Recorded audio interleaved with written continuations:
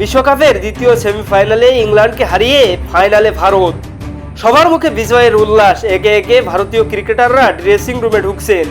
হঠাৎ ড্রেসিং রুমের বাইরে একটি চেয়ারে বসে পড়লেন অধিনায়ক রোহিত শর্মা।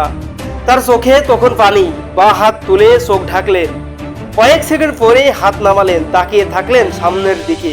দেখে বোঝা যাচ্ছিল ফাইনালে উঠে, বিশেষ করে ইংল্যান্ডের বিপক্ষে প্রতিশোধ তুলে ফাইনালে উঠে কতটা আবেগপ্রবণ হয়ে পড়েছেন তিনি।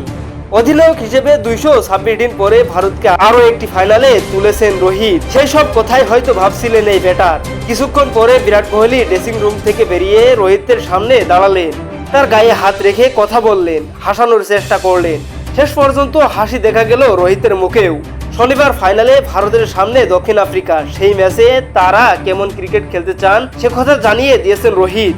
ভারতের অধিনায়ক বলেন, দল হিসাবে আমাদের শান্ত থাকতে হবে, কারণ মাথা ঠান্ডা থাকলে তবেই সঠিক সিদ্ধান্ত নেওয়া যায়। ফাইনালে জিততে হলে ভালো ক্রিকেট খেলা ছাড়া কোনো উপায় নেই। আমরা এবার আক্রমণাত্মক ক্রিকেট খেলেছি, সেটা ফাইনালে আরো একবার খেলতে চাই।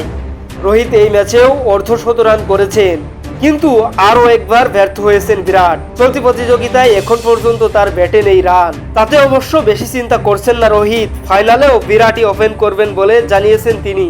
আইএসপি নিউজ স্পোর্টস ডেস্ক, আল জাবের।